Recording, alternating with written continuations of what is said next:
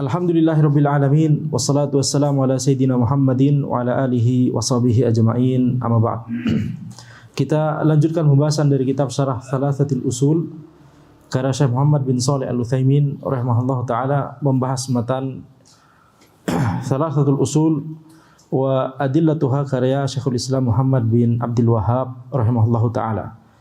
Kita sampai pada perkataan penulis matan, i'lam arsyadakallahu li ta'atih annal hanifiyyata millata Ibrahim an ta'budallaha wahdahu mukhlishan lahuddin. Ketahuilah, semoga Allah Subhanahu wa taala memberikan engkau petunjuk kepada ketaatan kepada Allah, bahwa al-hanifiyah, hanifiyah bukan hanafiyah. Kalau hanafiyah para ulama mazhab Hanafi. Ini hanifiyah. Bahwa al-hanifiyah itu yaitu millata Ibrahim, agamanya Nabi Ibrahim. Itu maksudnya adalah anta'budallaha wahdahu mukhlishan lahuddin. Engkau beribadah kepada Allah saja dengan memurnikan agama itu hanya kepada Allah.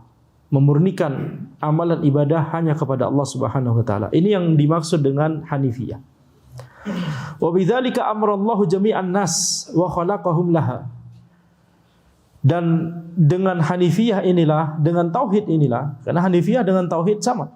Ya, inti dari al-hanifiyah, inti dari millatu Ibrahim, agamanya Nabi Ibrahim alaihissalam, dan seluruh agamanya seluruh nabi dan rasul itu adalah mentauhidkan Allah Subhanahu wa taala.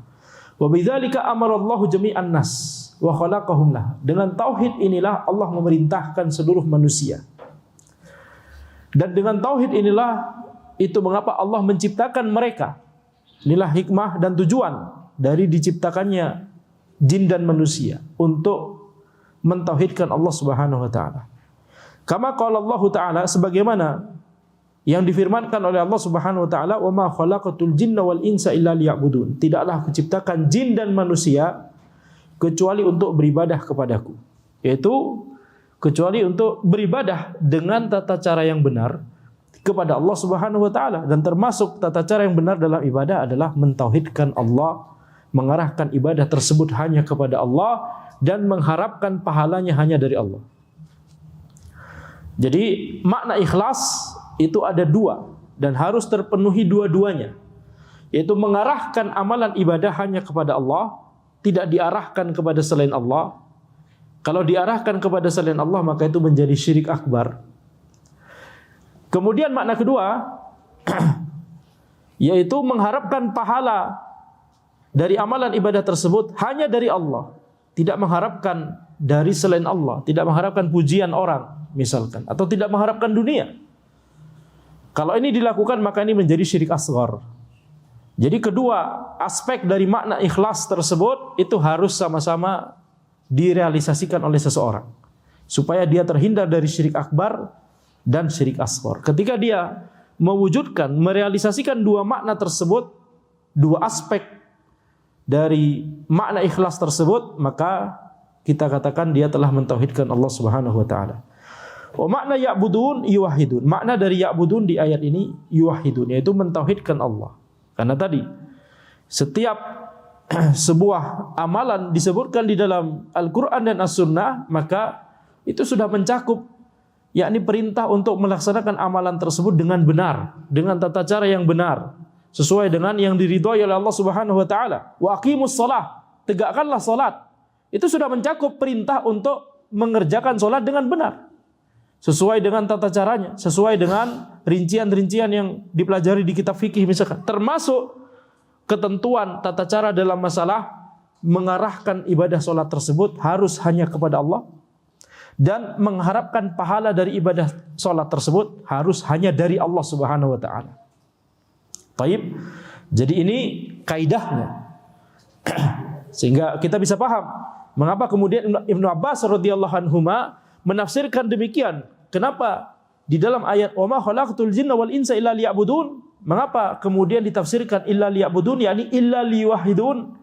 Tidaklah aku ciptakan jin dan manusia kecuali untuk beribadah kepadaku, yakni kecuali untuk mentauhidkanku. Maka mengapa beliau radhiyallahu anhuma menafsirkan demikian? Jawabannya adalah karena ketika suatu amalan ibadah itu disebutkan di dalam Al-Quran dan As-Sunnah, itu sudah termasuk perintah, sudah termasuk mencakup perintah melaksanakan amalan ibadah tersebut sesuai dengan tata cara yang dikehendaki oleh Allah Subhanahu wa taala. Sehingga tidak boleh bagi seseorang yang melakukan sholat dengan tata cara bikinan dia sendiri, sholat eling, yang penting anak ingat sholat, walaupun dia lagi berdiri di tengah-tengah pasar, anak lagi sholat ini, yang penting anak ingat Allah Subhanahu wa taala, itu sudah sholat. Yang penting sholat, itu yang diperintahkan. Maka jawabannya adalah, ini adalah kesalahan besar. Ya, ketika Allah memerintahkan waqimus shalah, tegakkanlah sholat, itu sudah mencakup perintah untuk mengerjakan sholat tersebut sesuai dengan tata cara yang dikehendaki dan diridhoi oleh Allah Subhanahu wa taala. Dari mana kita mengetahui tata cara yang dikehendaki dan diridhai oleh Allah? Dari mempelajari Al-Quran dan As-Sunnah. Baik. Qauluhu i'lam, sekarang kita masuk perkataan Syekh Al-Utsaimin rahimahullahu taala menjelaskan perkataan penulis matan ini. Qauluhu i'lam taqaddama al-kalamu 'ala al-ilmi fala hajata ila i'adatihi huna. Perkataan i'lam yaitu ketahuilah, maka kita telah membahas tentang perkara al-ilm, tentang perkara ilmu. Ya, di awal-awal dari kitab ini itu dibahas bahwa ilmu ada al-ilm, ada al-jahl, ada az-dhann, ada al-wahm dan seterusnya. Ya, jadi itu sudah dibahas sebelumnya. Maka tidak perlu kita mengulangi pembahasan di sini. Qauluhu arsyadaka ar-rusyd al-istiqamah ala tariqil haqq. Arsyadaka, i'lam arsyadaka Allah li ta'ati. Ketahuilah semoga Allah memberikan engkau petunjuk.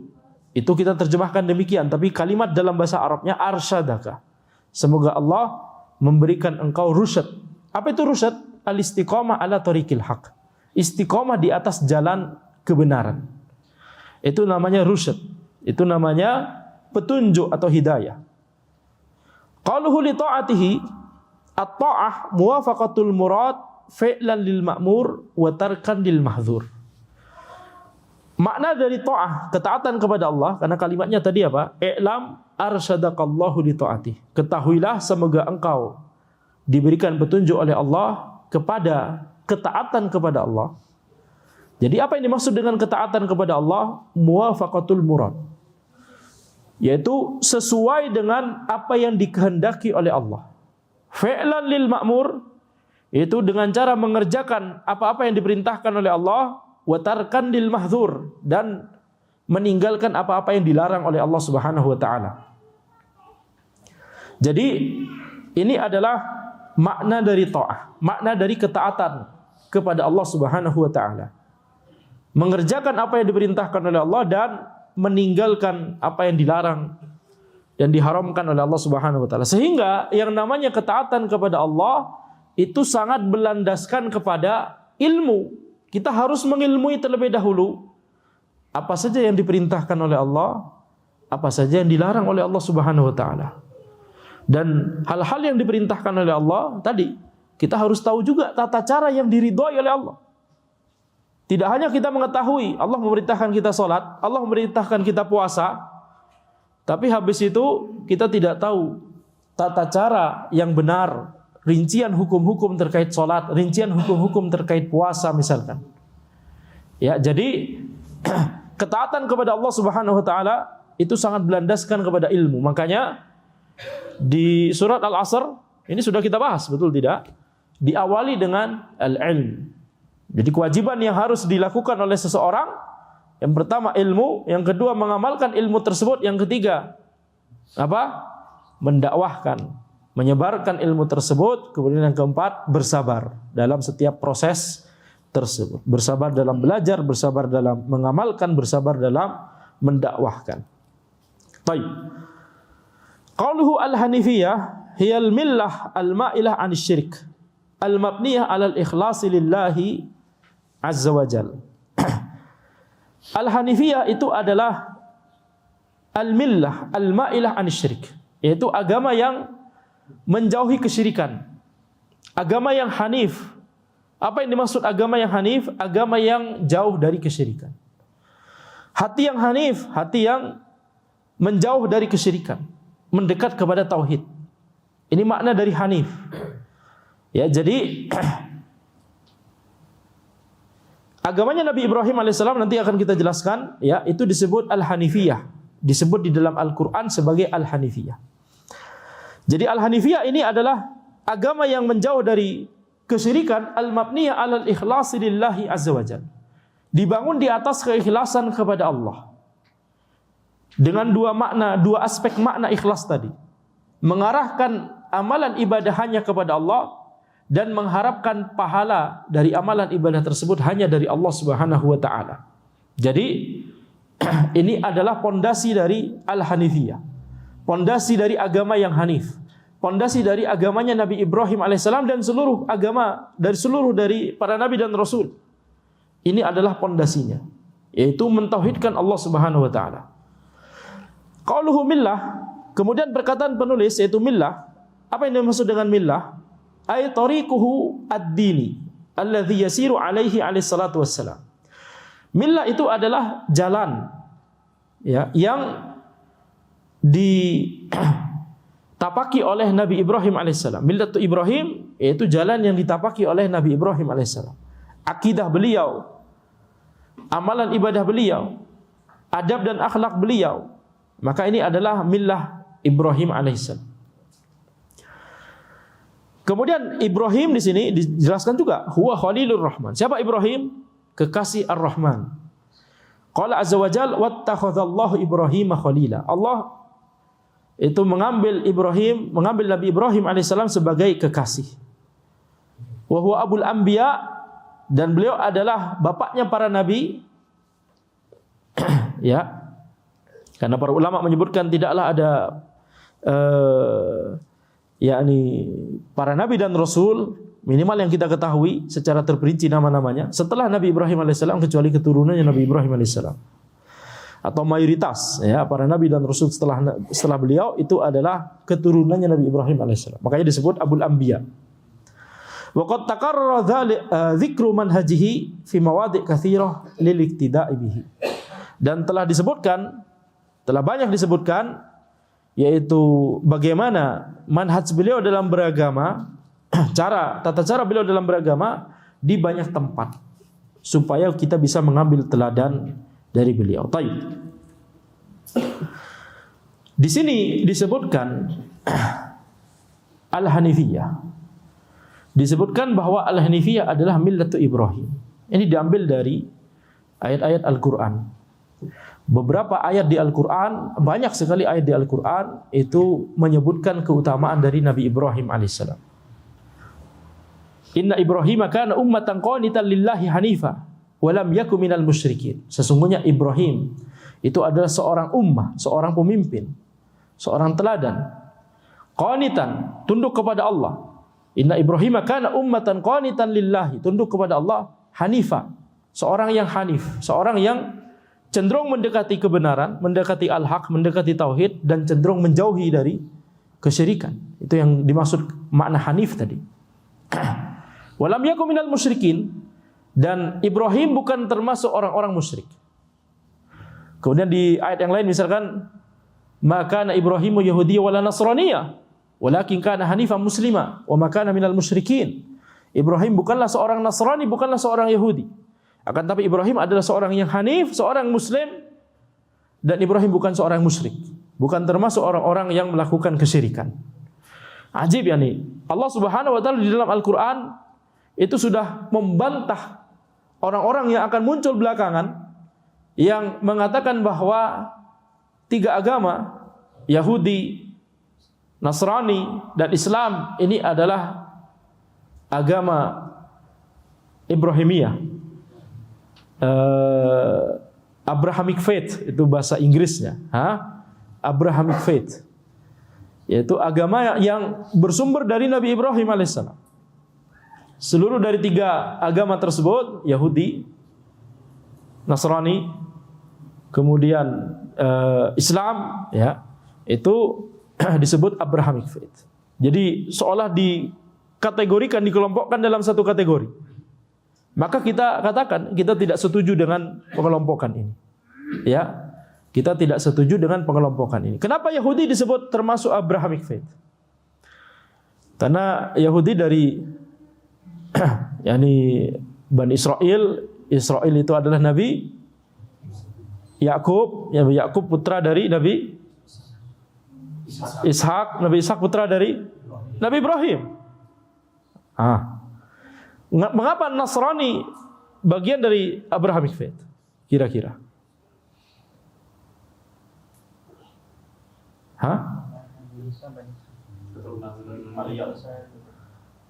Nabi Isa alaihissalam, tayyib. Habis itu apa hubungannya? Bani Israel juga. Nah, mereka keturunan dari Nabi Yakub. Jadi ini sama-sama agama yang diyakini oleh Bani Israel. Itu kata mereka. Kita katakan Nabi Isa mengajarkan apa? Nasraniyah atau al-Islam? Mengajarkan Islam, mengajarkan tauhid. Nabi Yakub mengajarkan apa? Islam. Nabi Ishak mengajarkan apa? Islam. Termasuk juga Nabi Ismail juga mengajarkan. Semua para nabi dan rasul tersebut mengajarkan Islam. Jadi kalau mau pakai istilah Abrahamic Faith, cuma satu yang benar, yaitu cuma Islam. Betul tidak? Tapi mereka menggabungkan itu semua. Mereka mengatakan Yahudi, Nasrani dan Islam Abrahamic Faith. Agama Ibrahimiyah atau agama Ibrahim. Maka kita tidak setuju dan itu sudah dibantah oleh Allah Subhanahu wa taala. Maka na Ibrahimu Yahudiyya wala Nasraniyya. Ibrahim bukan Yahudi, bukan Nasrani. Walakin kana hanifan muslimah, akan tapi Ibrahim adalah seorang yang hanif, seorang muslim. Mau bantahan yang lebih jelas apa? Ini contoh di mana bantahannya jauh lebih dulu daripada syubhatnya. Betul? Dan banyak sekali di dalam Al-Quran demikian. Banyak sekali di dalam hadis demikian. Bukankah Al-Quran dan Al-Hadis, bukankah Al-Quran dan As-Sunnah itu menjelaskan kebenaran sejelas-jelasnya sehingga bantahannya datang lebih dulu daripada syubhatnya. Ajib ya. Sehingga kita lihat, kita katakan kita tidak setuju dengan istilah tersebut. Jadi agamanya Nabi Ibrahim alaihissalam itu adalah agama yang hanif, agama tauhid, yaitu agama Islam. Baik. Kemudian Allah Subhanahu wa taala berfirman, "Wa man ahsanu dinan mimman aslama wajhahu lillahi wa huwa muhsinun wattaba'a millata Ibrahim hanifa wattakhadallahu Ibrahim khalila." Ya. Siapakah yang lebih baik agamanya daripada orang yang mengarahkan wajahnya hanya kepada Allah Subhanahu wa taala dan dia berbuat ihsan, dia berbuat kebaikan dan dia mengikuti wattaba'a millata Ibrahim hanifa dan dia mengikuti millahnya Nabi Ibrahim. Itu millah yang hanif ini, agama yang hanif ini. Jadi diistimewakan oleh Allah Subhanahu wa taala. Ketika yakni kita mengetahui para nabi dan rasul banyak, tetapi di situ disebutkan yaitu diistimewakan, disebutkan satu nama yaitu Nabi Ibrahim alaihissalam. Sehingga ini menunjukkan apa? Menunjukkan bahwa agama Nabi Ibrahim alaihissalam itu adalah agama yang hanif, agama tauhid, yaitu Islam. Itu untuk menekankan poin ini. Jadi supaya orang-orang itu tidak kemudian merasa bahwa Yahudi dan Nasrani itu juga punya andil yang sama dengan terkait Nabi Ibrahim alaihissalam. Baik. Nah sekarang agama Nabi Ibrahim alaihissalam itu disebut agama yang hanif. Yang di agama Islam ini adalah agama yang hanif karena inilah agama yang yakni Allah ciptakan manusia itu memiliki fitrah. Fitrah manusia itu adalah sesuai dengan agama yang hanif ini. Faqim wajhaka lid-dini hanifa. Fitratallahi allati fataran nasa 'alaiha la tabdila li khalqillah. Dzalika ad-dinul qayyim walakinna aktsaran nasi la ya'lamun. Faqim wajhaka lid-dini hanifa. Yani arahkanlah wajahmu kepada din yang hanif.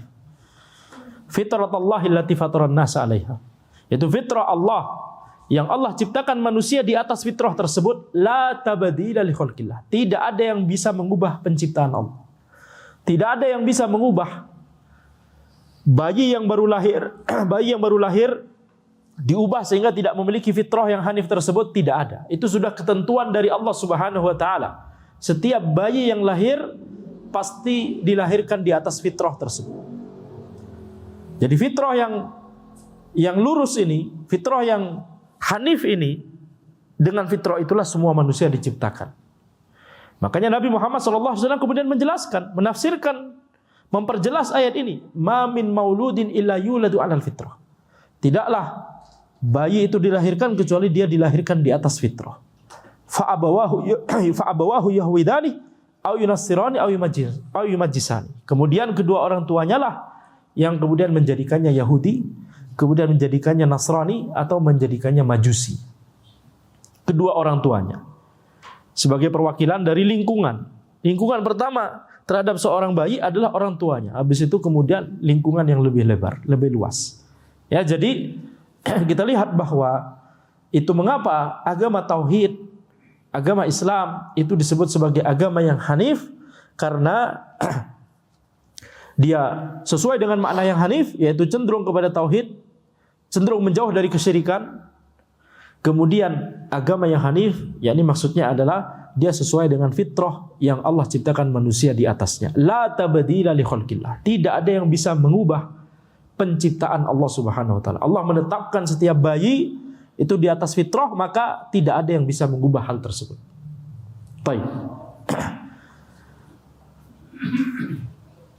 Kemudian di sini disebutkan juga bahwa Nabi Ibrahim itu disebut sebagai Khalil, ya, Khalilur Rahman, itu Nabi Ibrahim alaihissalam. Ini juga termasuk bentuk yakni pemuliaan, bentuk keutamaan dari Nabi Ibrahim alaihissalam. Taib.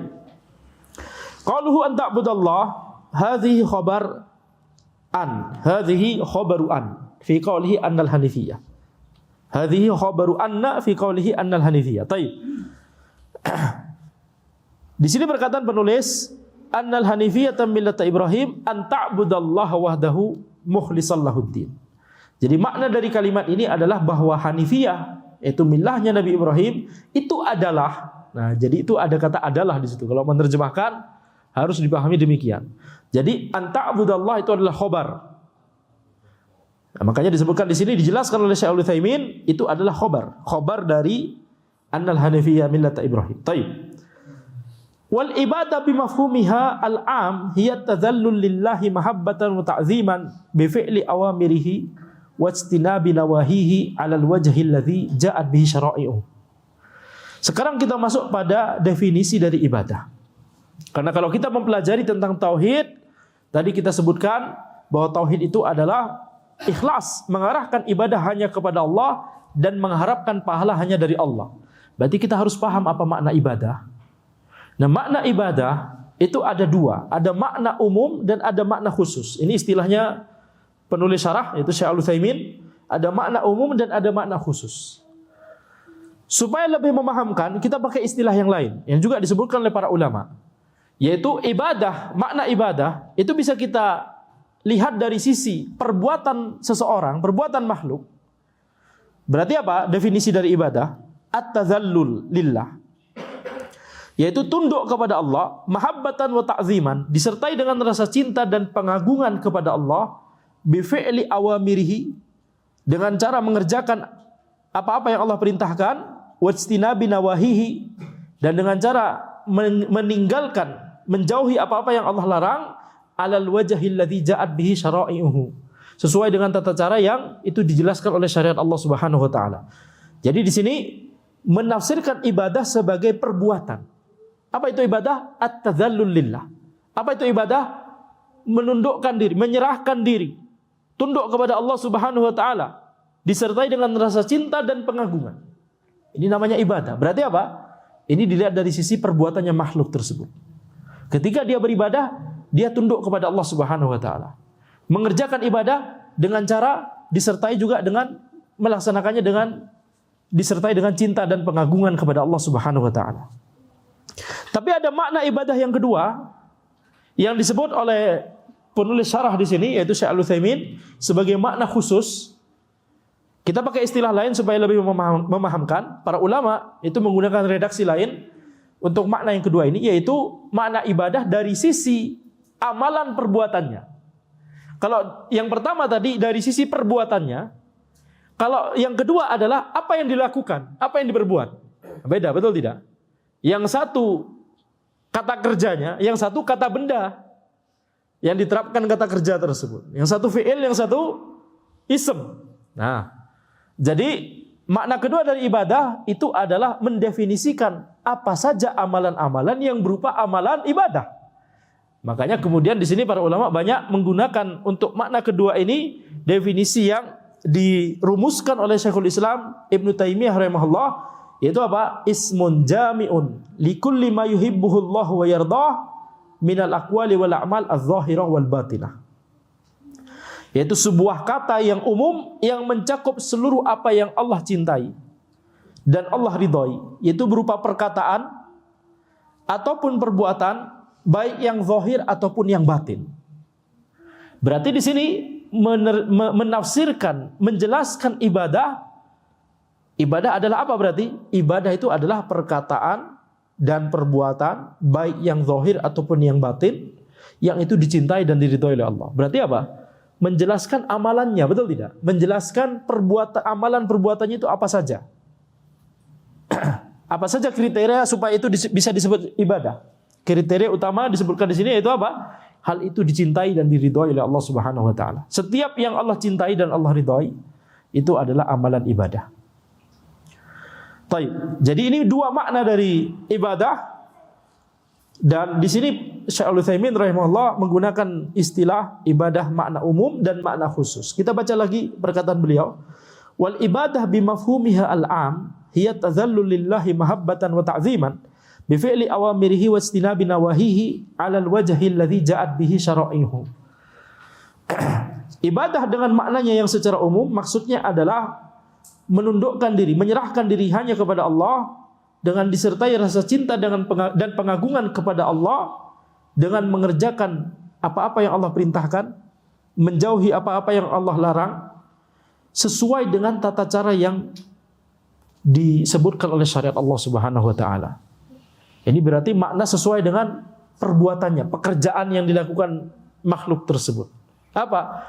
Tunduk kepada Allah, kemudian mengerjakan perintahnya, menjauhi larangannya. Ini berarti dari sudut pandang bahwa itu sebagai perbuatan. Amal mafhumul khas lil ibadah, yakni tafsilaha, faqad qala Syekhul Islam Ibnu Taimiyah rahimahullah. Adapun definisi yang secara khusus dari ibadah itu adalah sebagaimana yang disebutkan oleh Syekhul Islam Ibnu Taimiyah rahimahullah, al ibadah ismun jami'un likulli ma yuhibbuhu Allah wa yardah minal aqwali wal a'mal adh-dhahirah wal batinah. Ibadah itu adalah kata yang mencakup, kata yang umum yang mencakup seluruh apa yang Allah cintai dan ridhoi, baik itu perkataan atau perbuatan, baik itu yang zahir ataupun yang batin. Kalau khauf seperti takut. Rasa takut, ada rasa takut yang tabi'i, jibilli, rasa takut yang natural, takut ular, takut singa, takut istri. Itu natural juga, betul tidak? Nah, coba menghibur para suami ya. Antum harus punya izzah ya di rumah. Tapi juga harus punya kasih sayang juga. Jadi harus balance, betul tidak? Tidak boleh tidak punya izzah sama sekali. Dan tidak boleh juga tidak punya kasih sayang sama sekali. Harus menggabungkan antara dua hal ini, betul? Nah, jadi rasa takut ada yang jibilli atau tabi'i, ada rasa takut yang berupa ibadah. Itu yang dimaksud di sini. Rasa takut yang berupa ibadah adalah rasa takut yang disertai dengan cinta dan pengagungan. Sama tadi, mahabbatan wa ta'ziman. Rasa takut yang disertai dengan cinta dan pengagungan itu harus diarahkan hanya kepada Allah Subhanahu wa taala.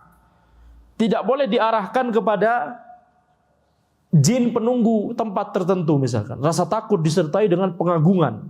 Kebanyakan pengagungan.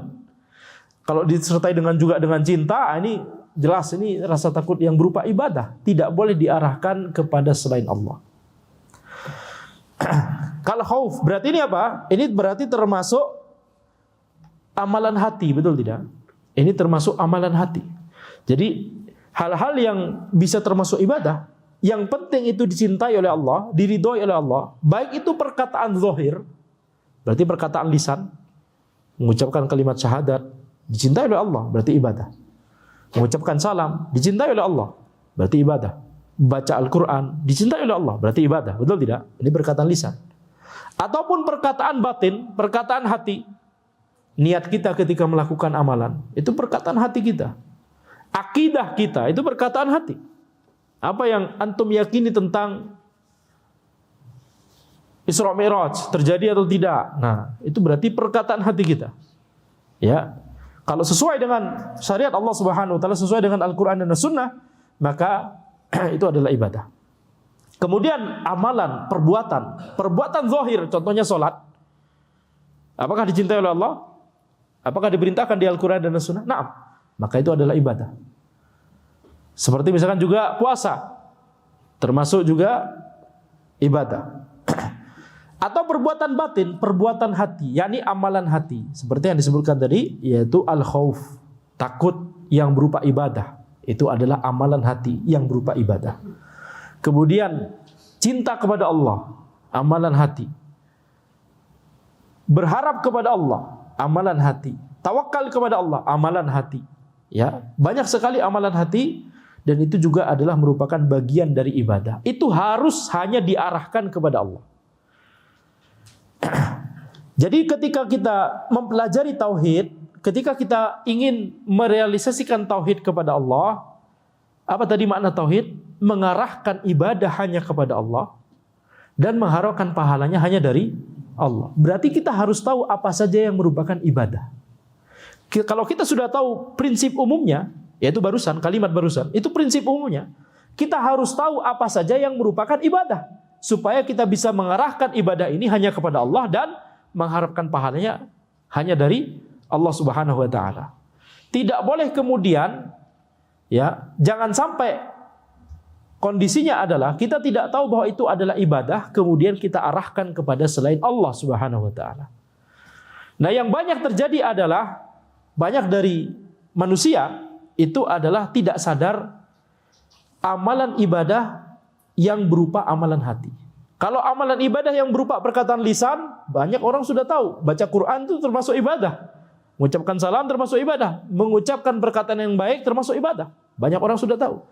Perbuatan zahir, perbuatan anggota tubuh seperti sholat, zakat, puasa, haji dan umrah, birrul walidain, mijitin orang tua dan seterusnya. Semua orang sudah tahu bahwa itu adalah amalan ibadah, betul tidak? Sehingga ketika sholat harus hanya diarahkan kepada Allah. Sujud arahkan hanya kepada Allah Subhanahu wa taala. Tidak ada orang sujud tidak ada kaum muslimin sujud kepada berhala, betul tidak? Karena saking jelasnya bahwa itu adalah perbuatan kesyirikan. Tapi sekarang yang banyak tidak diketahui oleh orang adalah ibadah yang berupa amalan hati dan perkataan hati, yakni akidah. Nah, akidah kan harus belajar. Kalau orang nggak belajar, maka akidahnya bisa jadi masih salah-salah. Amalan hati seperti rasa takut tadi. Rasa takut masih diarahkan kepada selain Allah Subhanahu wa taala. Ya. Harusnya cinta yang berupa ibadah, harusnya hanya diarahkan kepada Allah, diarahkan kepada khodamnya misalkan. Diarahkan kepada sendang tertentu yang dikeramatkan, yang dia sangat mencintainya misalkan, sangat dia muliakan, tempat tertentu, tempat keramat tertentu. Apakah masih banyak orang-orang, baik mungkin sebagiannya kaum muslimin atau orang-orang yang memang bukan muslim, yang mengeramatkan tempat tertentu sehingga mencintainya dengan penuh pengagungan? Banyak, betul tidak? Itu kira-kira kesyirikan atau bukan? Syirik akbar, berbahaya. Jadi syirik akbar dari sisi amalan hati itu banyak orang tidak sadar. Ya. Terutama kalau di Indonesia, karena di Indonesia itu pendidikannya sejak kecil adalah nakut-nakutin. Betul? Masalah hantu. Kenapa hantu di Indonesia itu sangat variasi? Variannya banyak sekali. Betul tidak? Ada kuntilanak, gendruwo, wewe gombel, pocong. Kenapa? Tuyul. Setiap tempat ada urban legend. Betul? Setiap kampus ada urban legend. Nggak usah tanya di ITB, banyak sekali itu. urban legend, betul tidak di ITB. Ana sering bilang ke mahasiswa ana, antum hati-hati kalau malam-malam di sini. Beda kondisinya dengan siang. Kenapa, Pak? Gelap. Antum mikirin apa? Baik, jadi gelap. Maksudnya yang akhwat harus segera pulang. Baik, jadi di Indonesia ini banyak masalah khauf yang berupa ibadah tapi diarahkan kepada selain Allah Subhanahu wa taala. Diarahkan kepada Nyi Roro Kidul. Diarahkan kepada ini itu dan seterusnya. Pamali. Pamali itu kan berarti apa? Itu mengolah rasa takut, itu mengeksploitasi rasa takut, betul tidak? Jangan lakukan ini, kalau tidak maka kan berarti takut, betul tidak? Itu nggak ada sebab itu, nggak ada hubungan sebab akibat sama sekali, nggak boleh dalam syariat. Minimalnya syirik asghar, minimalnya syirik asghar. Menjadikan ada kaidahnya di dalam kitab-kitab ini, insya Allah kita nanti sampai ke sana juga. Kaidahnya adalah menjadikan sesuatu sebagai sebab, padahal itu bukan sebab secara syar'i ataupun secara kauni, maka ini adalah kesyirikan. Minimalnya syirik asghar. Minimalnya syirik asghar. Sehingga meyakini bahwa apa contoh pamali yang ada di daerah sini misalnya.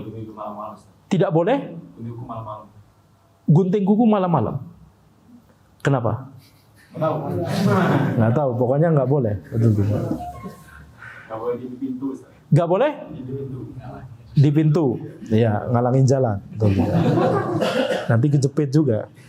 Habis itu banyak sekali ya pamali. Kalau nggak ada logikanya, maka itu termasuk syirik asghar. Tusuk sate. Nah, jalan tusuk sate. Kalau tusuk satenya beneran ya nggak masalah ya. Jadi, tapi jalan tusuk sate, meyakini itu apa namanya? Itu adalah syirik asghar. Kalau nggak ada, pokoknya setiap hal-hal yang tidak ada hubungan sebab akibat secara ilmiah ataupun secara syar'i, maka itu adalah minimalnya syirik asghar. Bahkan para ulama menjelaskan, antum takut hantu itu minimalnya syirik asghar. Ya. Kecuali kalau beneran hantunya menampakkan diri di hadapan antum. Berarti antum harus diruqyah berarti. Ya. Tapi kalau misalkan beneran menampakkan diri, maka kemudian antum takut, kemudian lari tunggang langgang, maka masih bisa kita katakan normal, betul tidak? Tiba-tiba muncul pocong di depan, misalkan. Kecuali kalau pocongnya itu berupa itu yang di pertigaan dekat pasar Gandok, nah itu suruh pulang, ya, itu nggak boleh. Ini biasanya habis kajian ini, nanti ada di sana itu, betul tidak? Mau gerimis, mau, sambil ketawa-ketawa. Jadi kalau muncul beneran, nah mungkin masih bisa dipahami kenapa antum takut. Tapi kalau misalkan cuma kekhawatiran saja, ini bisa jatuh kepada syirik asghar. Kenapa antum memilih takut kepada hantu? Malam-malam kebelet pengen ke kamar mandi, tapi nggak berani karena gelap misalkan, sehingga ditahan sampai subuh. Kenapa antum memilih takut kepada hantu? Kenapa tidak meminta perlindungan kepada Allah Subhanahu wa taala? Padahal kan sama-sama tidak bisa antum lihat.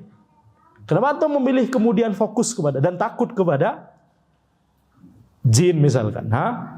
Padahal kita memiliki Allah Subhanahu wa taala yang kita bisa meminta perlindungan kepada Allah Subhanahu wa taala. A'udzu bikalimatillahi tammati min syarri ma khalaq.